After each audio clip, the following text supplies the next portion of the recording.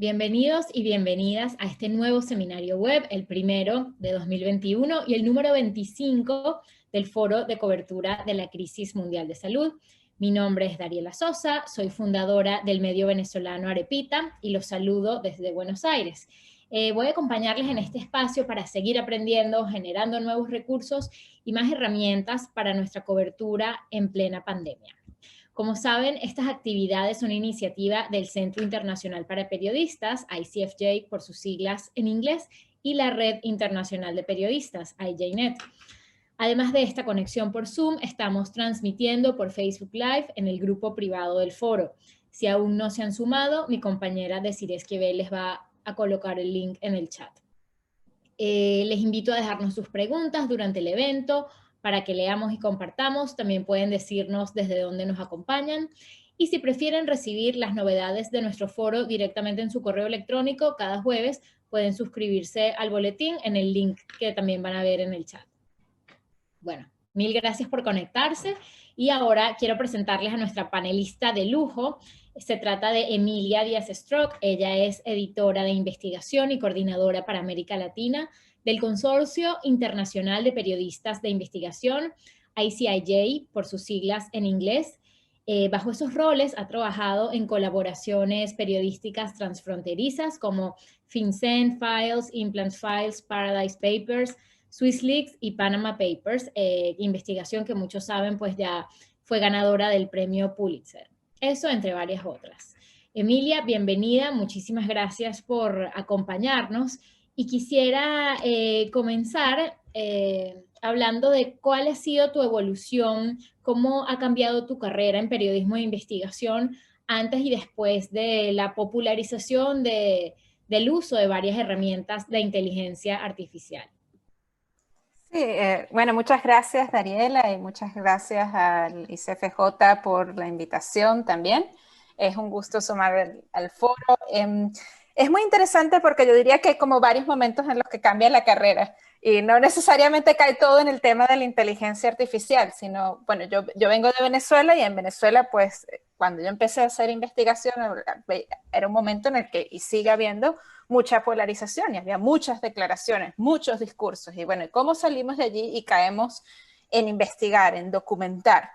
Y allí cae el desarrollo en el mundo del periodismo de datos, que en ese momento se llamaba periodismo asistido por computadora, ¿no? Y era, bueno, ¿cómo encontramos datos de nuestro país para fortalecer la investigación, ¿no? Y empecé pues a conectar y a conocer colegas en otros países y a ver que la información con la que nosotros trabajábamos se conectaba en muchas partes. Y entonces había a lo mejor data que no había en Venezuela sobre Venezuela, se encontraba en otros países. Y así poco a poco, pues uno empieza aprendiendo, bueno, cómo trabajar con una base de datos, cómo trabajar con un Excel. Y pues la data poco a poco en el tiempo crece. Pero ese mismo trabajo que te permite conectar con otros países me lleva en otro momento en la vida al consorcio. Y en el caso del Consorcio Internacional de Periodistas de Investigación, como bien saben, somos una red que trabajamos de forma global con periodistas en todo el mundo. ¿Y qué pasa con algunos de los proyectos que Dariela menciona? Pues que no se trataba necesariamente de una base de datos de 100 filas y 10 columnas o registros, sino que eran, cuando empezamos a trabajar con el consorcio, y cuando yo empiezo a trabajar con el consorcio, comienza a haber proyectos en los que hay un alto volumen de datos. Por ejemplo, en el caso de los papeles de Panamá, estamos hablando de 11.4 millones de registros. Entonces, ¿cómo uno explora 11.4 millones de registros y, digamos, salir de lo que es mirar los documentos y hacer la investigación y encontrar, bueno, qué es lo que hay aquí, cuáles son las historias de interés público, pero cómo estructuramos además la data? Y en el caso, por ejemplo, de los papeles de Panamá, no usamos lo que era el machine learning y la inteligencia artificial, pero sí usamos la tecnología. Entonces, poco a poco te va cambiando en el periodismo de investigación lo que son herramientas de tecnología y trabajo de datos para investigar y manejar a veces gran volumen de registros. Entonces, por ejemplo, en el caso de los papeles de Panamá, el equipo en el que estaba Mar, estaba Rigoberto, estaba Matthew, Miguel, pues empezamos a trabajar con equipos interdisciplinarios, es decir, periodistas de datos, programadores, investigadores, y se crean herramientas, por ejemplo, y se usan herramientas de visualización de grafos, de gráficos. Entonces automatizamos extracción de nombres, de tablas, y generamos tablas de cientos de miles de personas asociadas con compañías y luego las visualizamos para encontrar conexiones. Y se generan herramientas para explorar esos documentos. Y luego, pues bueno, el equipo va creciendo, tenemos ahora un equipo de tecnología y se ha desarrollado una herramienta que ya incluye parte, de que ahora sí tiene un componente de inteligencia artificial, del procesamiento del lenguaje natural, que es el DataShare, que es open source, ustedes la pueden bajar en su computadora y usarla. ¿Y qué te hace? Tú pones documentos allí y te extrae, además de hacerlos buscables, te extrae nombres de entidades, de personas, de organizaciones, y te ayuda a explorar esos de cientos de miles de registros o millones de registros. Pero hay otras cosas que nosotros también hicimos. Luego, recuerdo que Rigo, cuando empezamos a usar inteligencia artificial, cuando la primera vez dijimos, bueno, ¿qué hacemos? Vamos a buscar un caso pequeño, y pensamos dentro de Paradise Papers, que fue la primera vez en la que exploramos también la inteligencia artificial para el análisis de los datos. Dijimos, bueno, tenemos esta gran compañía en la que hay cientos de miles de documentos. Podemos encontrar todos los préstamos que se dieron entre compañías asociadas con ella y extraer información. Entonces lo que hicimos fue, dentro de los millones de registros, en ese caso eran 13.4 millones de registros, pues encontramos todo lo que eran documentos que eran este tipo de documentos que eran parecidos y que nada más buscando el nombre no los íbamos a encontrar, y extrajimos información para el análisis. Y así comenzó, digamos, esa aventura, pero yo creo que es parte, todas estas herramientas nos ayudan a ser más eficientes, a veces a encontrar conexiones que de otra manera no veríamos, porque nosotros como periodistas, pues únicamente o solos, pues ¿cómo lo hacemos? ¿No? Entonces ¿qué tipo de cosas? Y ahí a lo mejor uno piensa inteligencia artificial, a lo mejor lo primero que se le ocurre a cada uno es un robot, ¿no? Pero nada tiene que ver con los robots. Y sí tiene que ver con los robots. O sea, sí y no. Pero pensamos en un robot y diríamos, bueno, ¿y qué tiene que ver el robot con el periodismo? Pero aquí es cómo entrenas a la computadora a reconocer patrones, ¿verdad? O a reconocer cosas que el humano, que en este caso nosotros periodistas, buscaríamos en un gran conjunto de datos o de documentos. Entonces hay muchas cosas interesantes que luego nosotros hicimos, pero que realmente lo que te ayuda, y ese cambio en la carrera, diría, cambio en la carrera para mí, para el equipo nuestro y para la red con la que trabajamos, es cómo podemos explorar grandes volúmenes de registros que de otra manera pues nos tomaría años. Y eso tiene un componente de inteligencia artificial, pero también tiene otros componentes de tecnologías y de otros usos de herramientas para análisis y exploración de datos, ¿no? Y metodología de la investigación. Te detengo aquí un momento porque Manuel tiene una pregunta. Si puedes repetir la herramienta para búsquedas open source que mencionaste, la página que mencionaste hace 5 minutos, y la podemos poner en el chat la también. La podemos colocar aquí, sí, se llama DataShare. Y se puede descargar. Hay una versión para la computadora que nosotros lo usamos también de otra manera cuando compartimos todos los documentos, pero hay una versión que funciona de manera local. Y el DataShare, cuando entran a la página, ahorita cuando tengo un chance, si no les paso el enlace, pero si buscan DataShare les aparece, se puede descargar en la computadora. Y si tienen alguna duda, le pueden escribir al equipo de tecnología, encantado de responderles. Así que, pero súper útil, súper útil. Perfecto. Bueno, vamos a seguir hablando de estas herramientas que has utilizado. Quiero que sepan que todos estamos aprendiendo, no hay preguntas tontas aquí, es un espacio de confianza entre colegas, así que cuéntanos qué otras cosas les han servido para identificar patrones, para entrenar. Ya hablamos de cómo estas herramientas ayudan a aumentar capacidades de análisis de data, sobre todo cuando son volúmenes muy grandes los que se están manejando. ¿Tienes otros ejemplos de aumento de capacidades o de automatización de procesos, de herramientas que te resten tiempo en otras labores y hagan que te puedas enfocar en lo importante? Sí, no, hay varios ejemplos y hay varias cosas que hemos hecho y vale aclarar que quizás el término de inteligencia artificial es súper amplio. Inteligencia artificial abarca muchas cosas. Por ejemplo, dentro de la inteligencia artificial, lo que nosotros hemos hecho mucho es lo que se llama machine learning, que es una parte de ese gran componente, que es justamente el entrenamiento de la computadora. Y dentro del machine learning habrán escuchado muchas veces el concepto de algoritmos, y los algoritmos suenan tan abstractos que todo el mundo dice que es un algoritmo, ¿no? Que es básicamente una serie de pasos o instrucciones que uno le da a la computadora.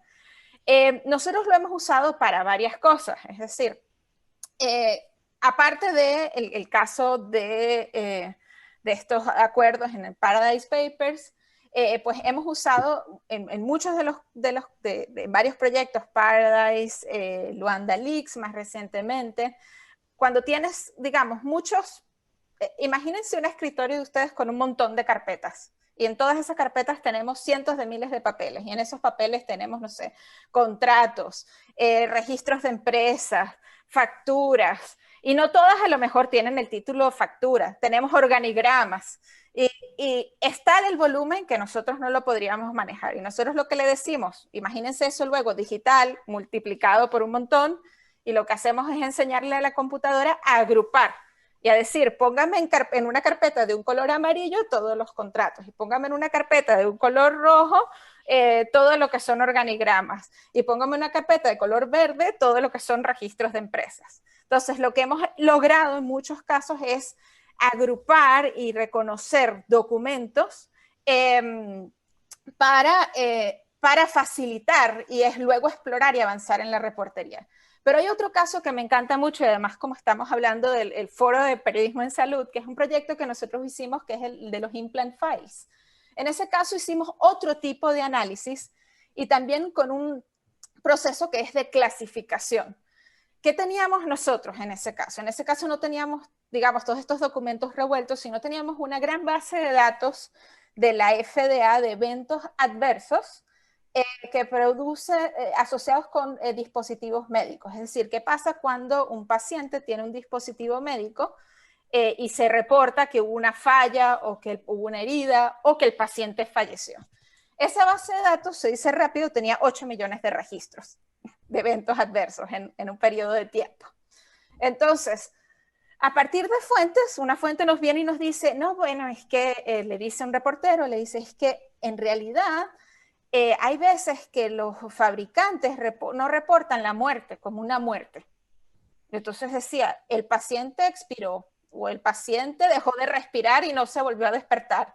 Y lo reportaban como una herida o como lo que llaman malfunction, un funcionamiento del equipo. ¿Y por qué era importante saber, bueno, en qué capacidad o en qué frecuencia eso pasaba? Porque dependiendo de los dispositivos, pues las investigaciones que luego se dan, si hay fallas en ciertos equipos y pues están afectando a los pacientes de una manera mucho más sistémica, ¿no? Entonces, ¿qué hicimos? ¿Tendríamos a alguien? ¿Cuánto toma a una persona leerse 8 millones de registros en unas narrativas que te decían lo que pasó y el paciente llegó al hospital y se sentía así y no sé qué, y te echa todo el cuento y al final te dice qué es lo que pasó? Y dentro de esa narrativa es que a veces sabíamos que el paciente había fallecido. Entonces, ¿qué hicimos? Entrenamos a la computadora para aprender, digamos, a reconocer la muerte y clasificamos todas las narrativas que había allí a partir de lo que son engrams o palabras, frases claves, conjuntos de palabras, para reconocer si había una muerte. ¿Cómo lo hicimos? Pues empezamos con un conjunto específico de palabras, de frases claves que se habían detectado, y con el reportero y con las fuentes, qué sé yo, 100 y pico palabras. Luego con Rigo, pues nos montamos y, bueno, ¿qué vemos? Pues montamos y entrenamos a partir de casos reales de muertes en esa misma data, cuál era, como que creamos nuestro propio diccionario. Y logramos generar más de 3.400 frases distintas en las que había una expresión de muerte. Entonces luego corrimos todo eso contra el resto de la data y entonces logramos identificar todos los otros casos en donde había una muerte y no necesariamente que se había clasificado como muerte. Y a partir de allí, entonces, después lo redujimos a un volumen de 5 años, porque abarcaba mucho periodo, Y luego hicimos el análisis y encontramos en 5 años más de 2.100 casos en los que un paciente había fallecido y la muerte no se había reportado como tal, sino como otra cosa. Y entonces hay un proceso inicial, que es todo el proceso de inteligencia artificial, pero luego hay procesos de análisis de datos, de verificación, de reportería. Esos resultados se chequearon manualmente por 3 personas, cada uno de los 2000, los 2100 y todo lo que abarcó los 5 periodos. Porque hay otros riesgos que luego hablaremos que puede uno correr, que a veces la computadora no aprende las cosas bien. Entonces, ¿cómo garantizamos que la computadora está aprendiendo bien? Entonces, este es otro caso que es distinto, que es de clasificación, que te permite hacer un análisis dentro de la data, por ejemplo. Perfecto. Voy a hacer una pausa aquí para aprovechar las preguntas de José Luis. Además de la búsqueda de información y patrones, te pregunto si la inteligencia artificial también les ha servido para hacer predicciones. Y Rocío habla de esa búsqueda o reconocimiento que mencionas, ¿se hace con herramientas ya creadas o con programas que ustedes mismos diseñan? Sí, nosotros en el consorcio no hemos hecho predicciones, pero hay otros casos en los que hay organizaciones que han apostado a buscar modelos de predicción. Hay casos, por ejemplo, que podemos ver en América Latina de sistemas de, por ejemplo, el algoritmo el de Funes y el de todos los contratos que te permiten ver, por ejemplo, que a través de sistemas de puntos, qué contratos pueden tener mayor propensión a, por ejemplo, a que hubo fallas en el proceso de contratación, ¿no? Y que puede ser un punto de partida. Hay otro caso, por ejemplo, en Brasil, que es de Osfatos, que tienen un radar también que hace monitoreo, por ejemplo, de desinformación y hace potencialmente cómo se va dando la desinformación a partir de las redes sociales. Pero nosotros como tal no hemos hecho predicción, no todos los casos que menciono, o sea, hay algunos que tienen que ver con predicción, pero no todos, pero bueno, es un área en la que se sigue explorando y que hay que ver hacia dónde vamos, ¿no? Es decir, el tema de la predicción tiene sus cosas y es después, bueno, una vez que obtienes los resultados, pues, ¿qué te lleva luego a la reportería y a seguir con los trabajos? Pero esos casos son muy interesantes en términos de sistemas de puntos, también son de lenguaje, procesamiento de lenguaje y de otras variables, tiene otras complejidades y que te permite ver, por ejemplo, eso, qué categorización dentro de los contratos tiene más o menos.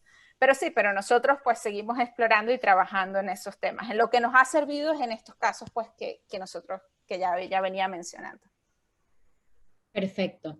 Y quiero retomar también la parte de qué pasa cuando la herramienta no aprende, ¿no? Es error humano, hay también, o sea, hay unas suposiciones que no fuesen tal. Cuéntanos cómo es el proceso y bueno, y si tienes alguna experiencia de cómo han tenido que ajustar y corregir en el camino.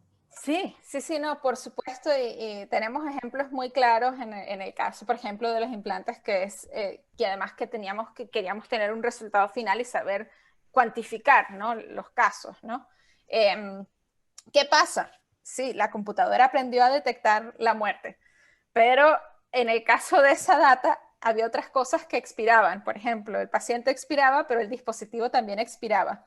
A veces también un reporte te decía, no, es que el padre y la madre fallecieron y eso afectó al paciente. Entonces no siempre hay que morir el paciente. Entonces la computadora había aprendido a detectar la muerte, pero no siempre era la muerte del paciente. A veces era el dispositivo, a veces era un familiar. Entonces tienes en esos procesos que ir avanzando en refinar, digamos, el modelo de aprendizaje de la computadora. Entonces, tuvimos varios procesos de refinamiento en los que se generaba una data y a partir de muestras tú vas viendo, aprendió bien, no aprendió bien. Y esos son lo que se llaman falsos positivos, es decir, te lo reconoce como una muerte, pero en realidad no es la muerte que estábamos, o sea, la clasificación no es correcta. Entonces, lo que hicimos fue a partir de varios, y tienes porcentajes, por ejemplo, en esos casos de los modelos de clasificación, sabes en qué porcentaje la información es correcta, ¿no? Entonces tú puedes ir incrementando ese porcentaje. Entonces lo que vas haciendo es mejorando el modelo, dándole mayores digamos, mayores instrucciones en qué cosas considerar y no considerar para tener mayor precisión y certeza en el resultado. Entonces allí es cuando vas mejorando y le vas enseñando, entrenando a la computadora. Pero ¿qué pasa? Y dentro del tema de inteligencia artificial y machine learning hay modelos que son supervisados y otros que no son supervisados, ¿no? Que eso también, digamos, son otros grados de complejidad, pero en este caso, pues nosotros lo hicimos supervisado y fuimos dando, actualizando y dando instrucciones para mejorarlo. Si lo dejas por sí solo, y eso lo ves, por ejemplo, que hemos escuchado, y no tiene que ver necesariamente con el caso periodístico, pero por ejemplo, con los reconocimientos de imágenes, cuando tienes un modelo de entrenamiento y un conjunto de fotos que son todas de un tipo y no aprende a reconocer otras, por ejemplo, la computadora va reconociendo solo un tipo de cosas y reproduce su aprendizaje. Entonces crece en esa manera. Y si hay errores en los que aprende, pues puede seguir aprendiendo mal. Entonces tú lo que tienes es que ir viendo para que aprenda bien. Y depende mucho, por ejemplo, de qué muestras o qué conjuntos de entrenamiento de data le das a la computadora.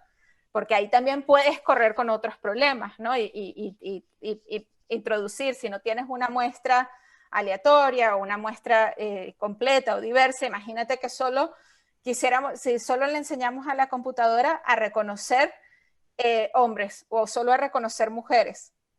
Entonces luego pones otra cantidad de conjuntos y aprenderá a saber si solo le muestras fotos de hombres, sabrá reconocer a mujeres, o si solo le muestras fotos de mujeres, sabrá reconocer a hombres. Y pues digamos que es un poco el tema de con qué conjunto de datos o qué muestra le das para aprender. Claro, porque ahí también es posible trasladar los sesgos de los periodistas a la computadora, ¿no? Y que entonces te termine aprendiendo de esa manera. Mira, Patricia te pregunta si la configuración de los algoritmos, si en ella le dan más prioridad a a las acciones o a los protagonistas, o sea, que cómo diseñan eso. A ver, digamos, depende de cuáles son las preguntas que tienes para tu investigación, digamos, como periodista, ¿no? Entonces, ¿qué es lo que quieres detectar dentro de, o sea, cuál es tu conjunto, cuál es tu data? O eso es una muestra de documentos, o es una base de datos que tiene unas X y Y características.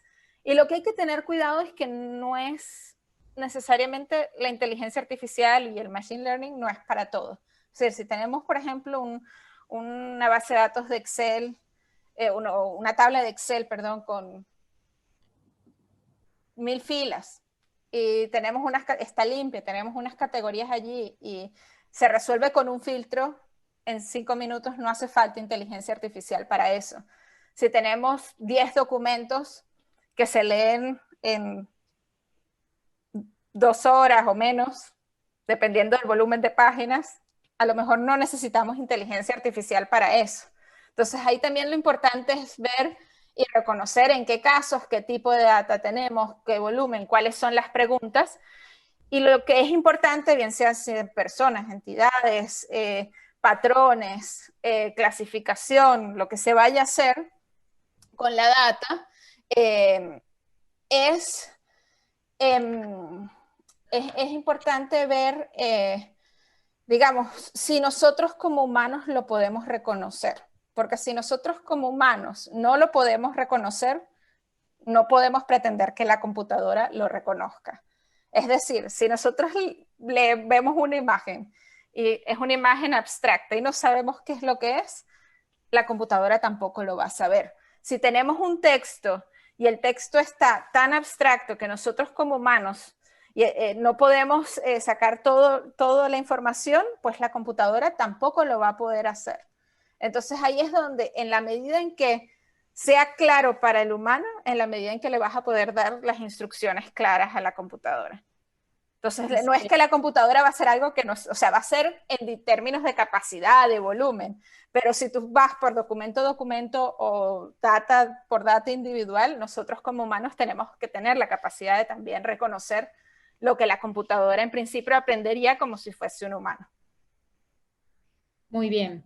Bueno, ahora quisiéramos conversar de cuáles son las herramientas a las que has tenido acceso que están disponibles, por ejemplo, para procesar contenido y lenguaje en español y también cosas que puedan estar disponibles o que sean asequibles para redacciones medianas o pequeñas, porque bueno, la mayoría de los que estamos aquí reunidos no somos New York Times o Washington Post pero igual pues hay investigaciones locales que pueden ser muy ambiciosas y hay muchas más herramientas de las que a lo mejor estamos poniendo en el escritorio.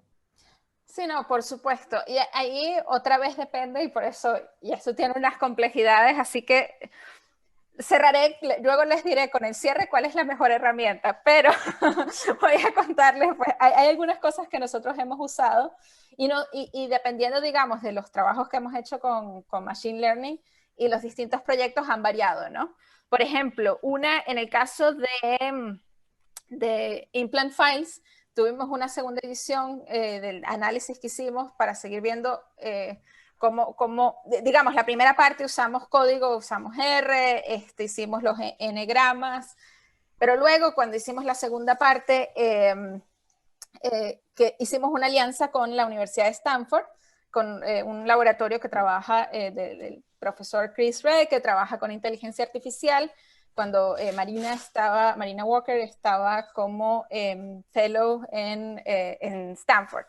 Entonces, ese laboratorio, pues ellos estaban desarrollando un programa que se llama Snorkel, como la mascarilla del... Y entonces está ahora disponible también. Y el programa trabaja con algo que llaman ellos Weak Supervision, que es algo entre lo supervisado y no supervisado. Y sirve para la clasificación. Entonces, uno lo que hacía en ese programa, Snorkel, es generar lo que se llaman, traducido al español, serían funciones de etiquetado, labeling functions, que es para etiquetar dentro del lenguaje la información. Entonces nosotros queríamos reconocer, porque esa data que no tenía género, no tenía clasificación de si el paciente era hombre o mujer. Entonces nosotros generamos todo el lenguaje para identificar si se podía reconocer si el paciente era hombre o mujer. Entonces el programa, tú vas generando instrucciones que te dice, si por ejemplo el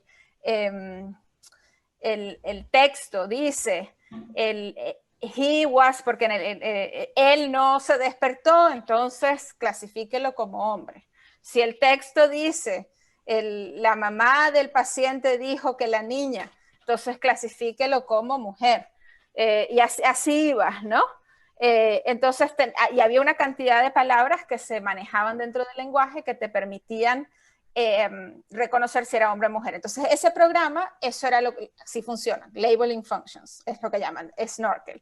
Otro que usamos en el caso de Luanda Leaks, que hicimos una alianza con el Quartz AI Studio, y entonces allí se usó otro programa que está asociado con Google, que es el Universal Sentence Encoder, que lo que te hace es separarte las oraciones, ¿verdad? Y luego generar sistemas de vectores que te permiten establecer conexiones y similitudes entre el texto. Y hace lenguaje, ese también está basado en lenguaje natural de procesamiento, NLP. Pero hay otras cosas que se han hecho a puro código, digamos, más a pulmón, no con programas que te facilitan eso. Ahora, la mejor herramienta, y eso yo ahora pues trabajo, digamos, con un equipo multidisciplinario, con un montón de gente, hacemos alianzas y para mí la mejor herramienta porque yo empecé también haciendo en espacios pequeños, haciendo las cosas yo y luego, bueno, pero ¿cómo lo hacemos mejor? ¿Cómo crecemos? Es buscarse, yo diría, llama a un amigo, búscate un amigo. Es decir, y eso puede ser en una universidad, en otros centros que hacen investigación que tienen estos recursos. Hay mucha gente que trabaja el tema de inteligencia artificial que además sigue experimentando y que puede dar una mano. Es decir, y hay, por ejemplo, hay colegas en América Latina, como hablamos, en Perú, en México, en Brasil, que tienen equipos que trabajan con el tema de inteligencia artificial. las universidades, nosotros hemos hecho varias alianzas con universidades y eso te permite generar capacidad para tu equipo. Entonces a veces ellos hacen desarrollos, investigaciones y esa investigación puede usar lo que ustedes están haciendo como ejemplo. Entonces, si no tenemos los recursos dentro de nuestra redacción, y yo soy completamente promotora de la colaboración, lo mejor que uno puede hacer y la mejor herramienta es colaborar. Es decir, lo importante para nosotros, yo creo que como periodistas en distintos momentos es aprender a reconocer, ¿es este un problema en el cual si yo uso inteligencia artificial me ayuda? Es decir, no es solo hacerlo por los fuegos artificiales o porque qué bonito y que suene que digo que hice inteligencia artificial, sino realmente no. O sea, nosotros los periodistas estamos peleando con el tiempo todo el tiempo. Entonces, y esto toma tiempo. Los procesos que nosotros hemos hecho de inteligencia artificial han sido de meses, no es de un día para otro que tuvimos los resultados. Entonces, ¿cuándo decido yo embarcarme en un proceso en el que voy a usar inteligencia artificial para investigación? Entonces, bueno, hago un chequeo y digo, bueno, la data es muy grande. Voy a quizás reconocer patrones. Si la leo yo sola, pues a lo mejor me tomaría, no sé, 5 años. Pues digamos, está en muchos formatos. Si la coloco en un sistema, pues a lo mejor no consigo todo. Entonces, bueno, allí a lo mejor es momento de decir, bueno, voy a pedir ayuda y ver si esta es una respuesta. Y puede ser inteligencia artificial, pero también pueden ser otras técnicas de periodismo de datos para avanzar en el tema. Es decir, hay otro tipo de herramientas y recursos disponibles en los cuales no se necesita programación y se puede hacer análisis de datos, ¿no? Entonces, ahí es reconocer y ver qué dimensión de problema tengo y si es un problema en el cual entonces vale la pena embarcarse en las fascinantes aguas de la inteligencia artificial. Pero sí hay que tener ojo, no es una fórmula mágica que resuelve todos los problemas. Eso también es un mito, no lo es. Y no siempre es la mejor respuesta. Claro, me encanta porque lo pones en perspectiva también de cuáles son las limitaciones, para qué sirve, cuándo es necesario y cuándo realmente no es necesario. Fíjense, aquí tenemos varias preguntas, Emilia, también desde Facebook. Nos llega, bueno, Raúl dice, ¿qué herramientas de Google sirven? Raúl, justamente vamos a tener un webinar de Pinpoint el 21 de enero. Bueno, igual ya Emilia podrá dar su opinión, pero para que sepan que estamos abordando formalmente este tema durante este mes. Y Maximiliano, también desde Facebook, pregunta si la inteligencia artificial será parte esencial del periodismo de investigación en los siguientes años. Bueno, hemos respondido parcialmente esa pregunta, pero quizás puedes dar también tu opinión. Para algunos casos sí, para otros no. Es decir, igual nosotros usamos la inteligencia artificial como un componente de toda la reportería. Y fue un trabajo en equipo, pero igual necesitamos ir a fuentes, necesitamos hacer las entrevistas, necesitamos encontrar más documentos, necesitamos contar las historias. Es decir, es una herramienta más que te ayuda a avanzar en la reportería y sin duda, y bueno, como de los casos, o sea, en nuestro caso y otros casos como los que mencionábamos en América Latina, como el de Ojo Público, todos los contratos, OSFATOS, ha servido para otras investigaciones. Por ejemplo, en Estados Unidos, LA Times lo usó para encontrar casos en los que la policía clasificó agresiones graves como delitos menores y parecía que pasaba menos de lo que pasaba en términos de inseguridad en Los Ángeles, ¿no? Entonces, digamos, dependiendo de cuando estamos hablando de grandes volúmenes de datos, de complejidad, mucha complejidad en el trabajo con documentos, sí, va a ser una herramienta sin duda que va a seguir sumando al periodismo de investigación, pero no va a ser la única y no todas las investigaciones son iguales. Es decir, hay investigaciones que parten de gran volumen de datos y de documentos, pero hay otras que también son importantísimas y que no necesariamente se basan en grandes volúmenes de datos, sino en un manejo de fuentes vivas, de reportería de campo, de documentación en campo. Entonces, pues digamos, hay muchas vertientes dentro del periodismo de investigación, pero para esa parte que estamos hablando de trabajo de datos y gran volumen de documentos, pues sin duda será de gran valía. Muy bien. ¿Has encontrado dilemas éticos en el uso de estas herramientas o de algunas herramientas de inteligencia artificial? Sí, claro, digamos, hay varias cosas en términos, yo creo que éticos, y una que es clara, que es nosotros mismos como periodistas, es cómo contamos la historia del mismo proceso detrás. Es decir, cómo le decimos a la audiencia cómo llegamos al resultado. Porque decimos, llegamos al resultado por un modelo de inteligencia artificial. Entonces, ¿cómo me cree la audiencia? Entonces, es cómo documentar esa metodología y cómo contar ese proceso. Es decir, en términos de transparencia, ¿qué data se puede hacer pública? Es decir, cómo somos transparentes y no caer en esos mismos riesgos que a veces en otros casos que hemos escuchado, no en términos periodísticos, pero en términos, por ejemplo, de redes sociales, uso de algoritmos en Facebook, y entonces nadie sabe cómo se hizo el algoritmo de Facebook, ¿verdad? Entonces, allí, en nuestro caso, hay un componente ético de transparencia en torno a cómo se hizo el proceso y cómo se trabajó. Y también reconocer, bueno, se verificó toda la información o no se verificó. Es decir, ¿qué certeza tienes? ¿Cuánta precisión tiene tu resultado? Es decir, tu algoritmo, verificaste estos 2100 casos. En nuestro caso dijimos, bueno, sí, se verificaron manualmente. Pero si no, entonces tienes que contar cuáles son las limitaciones que tu resultado tiene o no.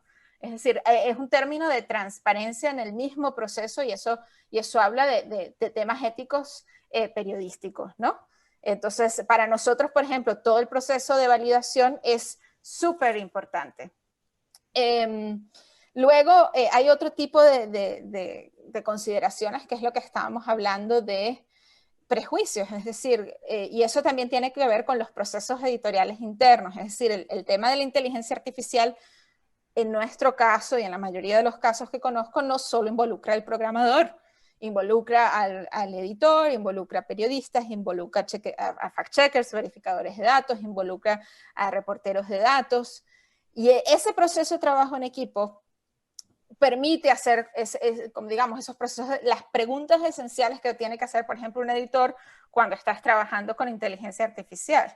Y porque hay temas, por ejemplo, que tienen que ver, que es lo que estábamos hablando, se pueden introducir prejuicios al momento de enseñar y preguntar a la computadora. Entonces, ¿cómo garantizamos que tenemos una metodología que realmente reducimos o no estamos introduciendo esos prejuicios? Porque si le enseñamos solo una cosa a la computadora, entonces pues estaríamos encontrando lo que quisimos que enseñara y no como que es lo mismo, que es cuando uno hace una entrevista o cuando uno va a buscar algo, pues es lo que nos están respondiendo. Pero imagínense el periodista que pregunta siempre en una sola dirección y que hace preguntas inducidas. En este caso, pues bueno, tenemos que tener el mismo cuestionamiento cuando se están creando esos algoritmos y cuando se están creando los modelos para estar seguros y reducir esos problemas. Y si no, y hacer todos los procesos de verificación y revisar la metodología para hacer, digamos, contraloría de nuestro propio trabajo.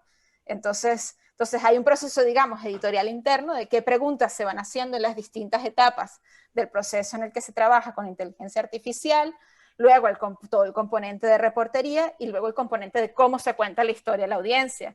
Hay, por ejemplo, también se habla de, bueno, ¿se puede compartir o no se comparte el código? Si no se comparte, ¿cómo se cuentan los pasos del algoritmo? Y entonces, bueno, pero el código, es para la gente técnica. Para la gente que no es técnica, ¿cómo le dices cómo hiciste? ¿Qué le enseñaste? ¿Cuáles fueron los procesos que pasaste? ¿Qué le enseñaste a la computadora? ¿Qué no? Entonces, ahí hay un buen trabajo y mucho trabajo para hacer del lado nuestro como periodistas, pero que es importante tener en cuenta en términos éticos. Así es, así es. Y bueno, fíjense que ya se nos va acabando el tiempo. Bueno, tenemos 20 minutos y queríamos preguntarte, Emilia, con respecto a un estudiante de periodismo ahorita, o sea, ¿qué le recomendarías tú? O sea, ¿en qué cosas enfocarse, qué habilidades aprender para ser competitivo en periodismo de investigación en pleno siglo XXI? Sí, bueno, varias cosas. Yo creo que siempre es un paso a la vez. No empezar y decir, bueno, es que voy a saber mañana pensando un poco cómo ha sido el camino para todos nosotros, ¿no? Entonces, no es pensando y cómo voy a hacer mañana la gran investigación con 400 periodistas usando análisis de datos, pero sí más bien hay varios espacios, por ejemplo, que sirven para mantenerse activo y ver qué está pasando en el mundo periodístico. Por ejemplo, IGNet tiene un boletín, la Red Global de Periodismo de Investigación, GIGN, tiene boletines y recursos, Investigative Reporters and Editors, IRE, de Estados Unidos también. La Fundación Gabo también tiene recursos, el Instituto Prensa y Sociedad también tiene recursos. Hay muchos espacios que organizan talleres y capacitaciones y que no solo a veces están abiertas a periodistas, sino que también están abiertas a estudiantes. Conectas también hace capacitación en América Latina. Entonces vale la pena suscribirse a esas listas de correo y estar pendiente. Otra de las cosas que uno puede hacer como estudiante, yo recuerdo, yo tenía siempre el pánico de que nadie me iba a contratar y que no iba a tener experiencia. Y yo empecé a trabajar estando ya, yo creo que en el segundo semestre de la universidad, y me metí en un medio. Y es meterse en un medio y ayudar. Y ver, por ejemplo, hay muchas veces que los equipos de investigación necesitan una mano con otro tipo de cosas. O sea, porque el trabajo de investigación es muy laborioso. Requiere revisar un montón de documentos, ir a un montón de fuentes. Entonces, buscarse pasantías, pero también buscar qué posibilidades hay, porque esas son buenas oportunidades para uno crecer, para uno entrenarse, para uno conocer qué es lo que está pasando, también conocer las limitaciones, y depende también del área en el que se quieran desarrollar dentro de la parte de investigación. Yo creo que no tener miedo de mandar un correo y pedir ayuda. Hay muchas redes en este momento que abren la información, y que yo creo que como estudiantes pues vale la pena estar atentos y a veces estar atentos a esas posibilidades que existen para estudiantes y no pensar que si lo primero que uno hace es algo, cualquier paso que uno hace, si sea pequeño, te permite ir creciendo. Yo recuerdo que la primera base de datos o la primera tabla que yo monté tendría, no sé, 20 filas y allí jugué con mi Excel y lo monté y luego fue creciendo y era, ¿qué hacía? ¿Qué es esa persona haciendo? que me veían, ¿qué hace ella en la computadora con ese Excel y con esa tabla? Y uno va aprendiendo y, por ejemplo, una cosa que sí pueden hacer, familiarizarse con Excel, es un buen primer paso siempre. Revisar, hay muchos cursos abiertos de programación o herramientas para periodistas, depende de qué nivel de técnico quieran trabajar, porque hay muchas vertientes. Entonces uno puede trabajar de manera interdisciplinaria con otros, pero también aprender algunas de esas herramientas. Pero un buen manejo de Excel, si tienen clases de estadística, háganle caso. En realidad, el mundo de los datos, el mundo de la investigación tiene mucho que ver con los datos y con herramientas de estadística, así que eso también puede servir. Pero yo creo que eso, ir aprendiendo, empezar con proyectos pequeños y luego ir creciendo en eso. Uno puede hacer diplomados, puede hacer propuestas también para buscar fondos para investigaciones, se puede ayudar si en su universidad hay colegas, profesores que trabajan en la parte de investigación, acérquense a su profesor y digan, necesita ayuda, me encantaría ayudarlo. Porque de esa manera uno va realmente aprendiendo en la práctica y no solamente qué cosas están pasando. Porque parte de eso es desarrollar, pues digamos, una mentalidad de cómo se investiga, cómo se trabaja con datos, y las herramientas cambian en el tiempo. Entonces es más bien cómo vamos desarrollando esa capacidad de entender cómo podemos ir aprendiendo y cómo podemos ir reconociendo qué es lo que está pasando en nuestro entorno periodístico, y siempre manteniendo los conceptos clásicos del periodismo se mantienen, y los conceptos clásicos del periodismo de investigación se mantienen. Las herramientas llegan a sumar y a expandir las posibilidades que tenemos como periodistas. Así es. Bueno, y me encanta que además Emilia no nos habla solo de tecnología, sino como de la importancia de construir relaciones que generen valor, ¿no? Ya sea desde la universidad, en las pasantías, con profesores o con estos centros de investigación en los que a lo mejor puede haber agendas comunes y en donde uno pueda servirles para que ellos experimenten o corran los modelos que están probando y uno generar valor con eso. Así que, bueno, ahí hay una vertiente muy interesante para la colaboración, que es uno de los ejes que más hemos estado trabajando aquí en el Foro Global de Salud. Ahora, bueno, te preguntan desde Facebook también, y que se relaciona con hablar de, ok, un periodista que ya está formado, a lo mejor alguien de 15, 20 años de experiencia, ¿qué le recomiendas para mantenerse actualizado? Y aquí en Facebook nos dicen también, ¿cómo hago para introducir poco a poco eh, el conocimiento sobre inteligencia artificial en mi redacción para poder detectar ciertas oportunidades? Sí, eso es muy importante y es importante el tema de generar cultura dentro de la redacción. Yo recuerdo que nosotros la primera vez hicimos una charla con Rigo y dijimos, bueno, ¿qué es la inteligencia artificial y qué se puede hacer? Y eso fue lo primero que hicimos, a todo el equipo. Y luego pues hicimos otra más adelante en la red con John Keefe, o sea, y haciendo como charlas para todo el mundo, como para sembrar o tener allí la semilla de, bueno, ¿qué es lo que hay? Y mostrar trabajos que ha hecho la gente, qué cosas existen, ¿no? Que se ha hecho en distintos países, ¿no? Y en distintas regiones, porque hay casos muy interesantes alrededor del mundo. Y decir, miren, ¿sabían que esta gente aquí en el Consorcio de Periodistas de Investigación hizo esto? ¿Tenemos algún caso similar nosotros o no? Y decir, como ir contando, y sabían que esta gente aquí en Ojo Público, en Perú, hicieron esto. ¿Sabían ustedes eso? Nosotros también trabajamos con contratos. Ah, bueno, hablemos con ellos. Esa es una de las cosas, ¿no? Pero generar cultura dentro de la redacción.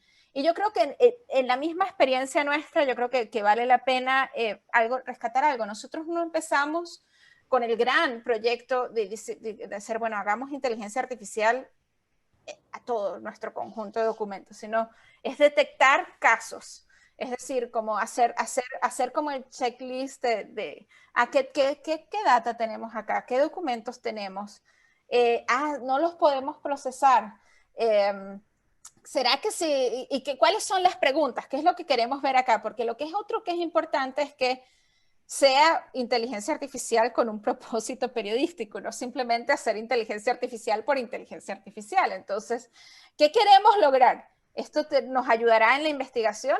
Hay en otras áreas en el periodismo que también se está utilizando, pero como estamos hablando de investigación, sería eso. ¿Cuáles son nuestras preguntas de investigación? ¿Qué características tiene? ¿Hay alguien más que ha tenido un problema similar y que ha hecho? Y luego, estos mismos espacios de los que les hablaba antes a los estudiantes valen para los periodistas también. A mí me encanta suscribirme a todas las redes de servicios de correo de todos, porque siempre te están contando cosas que alguien más ha hecho en cualquier país, ¿no? La Red Global de Periodistas de Investigación tiene este boletín en el que también te van contando. Yo sé que Aginet comparte, el Instituto de Prensa y Sociedad, la Fundación, Conectas, y tienen como servicios de correo y te van compartiendo recursos. IRE, por ejemplo, tiene una cosa que es Investigative Reporters and Editors, que si uno se hace miembro, tienes todas las listas de tips de los periodistas de todas partes del mundo, de cómo hicieron cualquier investigación. Y esa es una red de periodistas de investigación. Entonces, y cada vez que ellos meten un trabajo para el premio que ellos dan de investigación, hacen como 10 preguntas con todos los detalles, bases de datos que usaron, metodología, todo. Y entonces uno puede ir a buscar inteligencia artificial, machine learning, y te consigues con todas las herramientas y discusiones y presentaciones de las conferencias. Y lo mismo con ¿Nos puedes JGN. repetir esa dirección, porfa? Nos preguntan Sí, por aquí. IRE.org es la de Investigative Reporters and Editors, y GIJN.org es de la Red Global de Periodistas de Investigación. La de IGNet ya la tienen, así que me imagino que esa no se las tengo que dar, y por supuesto la de la Fundación Gabo y la de IPIS, me imagino que ya también la tienen porque están en América Latina, pero estas dos de IRE y el GIGN son fantásticas en términos de herramientas para periodismo de investigación, y hay mucha actualización. Entonces ahí uno puede ir viendo, yo creo que es ver e ir a la redacción. A mí me ha servido mucho, y como digo, yo ahora estoy en el consorcio, pero hice muchas otras cosas antes y siempre me servía ver este tipo de espacios y buscar ejemplos, es decir, bueno, ¿qué estoy investigando ahora? Entonces, y vuelvo a la parte de llamar a un amigo, hablen con colegas, no, o sea, el momento sí, hay muchos casos en esa cultura del lobo estepario, de competimos el uno con el otro por la primicia, a veces pedir y trabajar con otro le da la primicia a dos, pero fortalece el trabajo nuestro. Entonces, si conocen otros colegas que han estado trabajando el tema, pues invítenlos a hablar a su redacción, piensen en a lo mejor una investigación conjunta que puedan hacer y así poco a poco se va creciendo. Así es. Mira, nos pregunta Patricia aquí si han logrado aplicar alguna herramienta de inteligencia artificial en alguna investigación relacionada con COVID-19. Nosotros, la última investigación que nosotros hicimos fue financiera, fue la de los FinCEN Files. Entonces, pero el tema del COVID es interesante y hay que ponerle ojo y ver qué se puede hacer con casos de inteligencia artificial. A mí me parecía interesante que tiene que ver también con el tema de salud, no necesariamente con el COVID, pero una cosa que están haciendo los hospitales, la industria médica, con inteligencia artificial se está usando para radiografías y, por ejemplo, para detectar patrones dentro de radiografías y diagnósticos médicos. Entonces tienes un conjunto de radiografías donde los médicos van entrenando a la computadora qué diagnóstico tienes dependiendo de lo que ves en una radiografía. Entonces dejo el ejemplo allí, pues si hay alguna cosa similar con imágenes, por ejemplo, dentro del tema del COVID. El tema del COVID como tal, la data tiene muchas...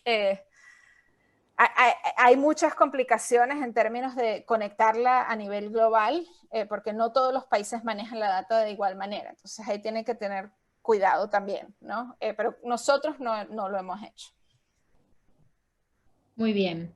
Y a ver qué otra cosa tenemos por aquí. Ah, te preguntan también de cuál ha sido la investigación en la que has participado, que digamos que ha sido tu favorita por el impacto que ha tenido o por el tipo de trabajo que han hecho. O sea, un poco más de tu experiencia profesional y bueno, y personal, ¿no?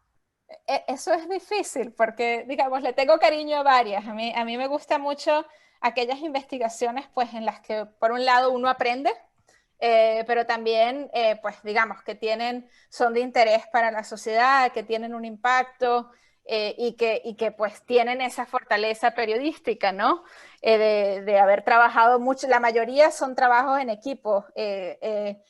Pero hay varias, o sea, le tengo cariño a muchas, así que es complicado. Por ejemplo, hay una investigación que hace varios años hice junto con un colega venezolano Joseph Polisuk sobre el coltán, que la trabajamos de manera transnacional con Nacho Gómez en Colombia y con Marcelo en Brasil y con unas colegas en Corea del Sur, y era sobre el contrabando de coltán venezolano y cómo llegaba de Venezuela a Corea.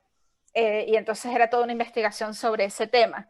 Y es interesante porque fue una investigación transnacional y fue el primer trabajo que yo hice con el consorcio. Entonces, marcó como un antes y un después y fue como una investigación que tuvo muchas cosas, se logró ir a una mina de coltán, se logró identificar data de cómo llegaba y cómo empresas venezolanas que hacían contratos o acuerdos para vender el coltán venezolano y empresas en Corea del Sur que compraban el coltán venezolano y se rastreó. Esa, por ejemplo, le tengo mucho cariño también, fue muy importante el trabajo que hicimos con la investigación de propietarios de medios, que se fue una red de periodistas venezolanos, fue una de las, yo creo que de las primeras colaboraciones que se hizo a nivel local dentro de Venezuela, en la que trabajamos desde IPIS Venezuela con Armando Info, El Pitazo, y lo que se hizo fue ver cómo se llamaba Propietarios de la Censura y cómo fue el cambio de propiedad de medios en todas las regiones, a través del país, radio, televisión, prensa, y cómo eso derivó en censura. Entonces, cómo fue todo el cambio y quiénes eran los dueños de los medios, desde pequeñas emisoras de radio, grandes periódicos, entre otros. Y fue un trabajo muy importante en términos de documentar cómo fue todo el proceso de cambio, de cambio de propiedad en los medios, y que cuenta, por ejemplo, parte de la historia de por qué hay muchos medios digitales hoy en día, muchos de los periodistas que dejaron los medios tradicionales y abrieron sus propios espacios después como resultado de eso. Entonces este es como el momento anterior. Bueno, lógicamente con mucho cariño, la primera gran investigación con más de 100 periodistas en la que trabajé fue los Offshore Leaks, que es predecesora y trajo luego, años después, en los papeles de Panamá. Los papeles de Panamá en términos de impacto, historia y lógicamente lo que significó, digamos, en términos para el mundo del periodismo, de por qué podemos colaborar y cómo podemos colaborar y las dimensiones de lo que revelaba toda esa investigación del uso de paraísos fiscales que estaba asociado con secretismo, con casos de corrupción, lavado de dinero. Entonces hay investigaciones a distintos niveles, ¿no? Recuerdo, por ejemplo, la primera investigación que salió en Armando Info cuando nació, que era sobre contratos para la ciudad Lebrun, Luis Velázquez Alvaray, y esa fue a partir de una construcción de revisión de documentos, por ejemplo. Recuerdo las primeras que hice con bases de datos, que a lo mejor no fueron las grandes investigaciones, les tengo cariño. Y el impacto varía porque depende mucho de dónde se publican, de las dimensiones de las investigaciones, de la capacidad de las instituciones. Entonces, no siempre las que uno recuerda necesariamente todas tienen más impacto. Me encantó también el trabajo que hicimos con los implant files. Fue un proceso de aprendizaje muy valioso en términos, por ejemplo, allí de uso de herramientas de inteligencia artificial. Fue súper importante en términos de que conecta toda la data con víctimas. Y hubo un trabajo importantísimo de recolección de data. Creamos toda una base de datos global de dispositivos que se retiraban en los distintos países, y eso trajo unos retos impresionantes porque la data estaba en distintos idiomas, porque tuvimos que hacer miles de solicitudes de acceso a la información alrededor del mundo. Entonces, cada una de esas investigaciones, las que fueron más locales y otras que fueron más globales, todas trajeron aprendizajes. Entonces, para mí, yo agarro de cada una lo mejor y que uno va aprendiendo, y lógicamente lo que ha sido para mí desde el consorcio y antes también el trabajo con otros colegas. A mí me encanta trabajar con otra gente y lo que uno va aprendiendo de colegas del mismo país y de otros países, de cómo trabajan, de cómo vamos conectando, cómo vamos encontrando documentos, cómo trabajamos con bases de datos, y ese trabajo interdisciplinario también. O sea, ha sido mucha evolución y mucho crecimiento, y pues digamos, no están en orden cronológico como se las dije, pero sí, para mí es injusto agarrar una, no puedo agarrar una, lo siento. Como dijo. Sí. Bueno, fíjense que ahí Desiree les está poniendo el link de la encuesta de estos eventos para que nos ayuden a diseñar temas para próximos webinars, para que además nos digan cómo podemos mejorar este tipo de eventos. Y justo tenemos un espacio una vez al mes, Emilia, de café de periodistas, encuentro, en donde creo que es muy apropiado, digamos, o sea, hacer este tipo de consultas, ¿no? Cuando tenemos un problema, preguntarle a otros colegas cómo lo podemos abordar, si conocen en sus países algo que haya sido similar, porque, bueno, digamos, así uno va llegando como a la herramienta o a la forma, porque puede ser simplemente una metodología de investigación, una forma de ver las cosas y ya, que te va a permitir encontrar esa solución que estás buscando. Sí, yo creo que eso es importantísimo, y para mí ha sido, yo siempre estoy súper agradecida de la generosidad de los periodistas de mi país y de todos los países del mundo, porque uno a veces cree que no, es que se van a quedar, no me van a decir. Yo creo que en el 99% de los casos, la vez que yo he hablado con un colega en cualquier parte del mundo, me han respondido, y siempre ha sido enriquecedor. Y para mí esa experiencia, lo que yo recibí, doy yo ahora. Entonces, para mí, cuando alguien me escribe, yo intento hacer lo mismo. Y es una manera en la que uno va aprendiendo.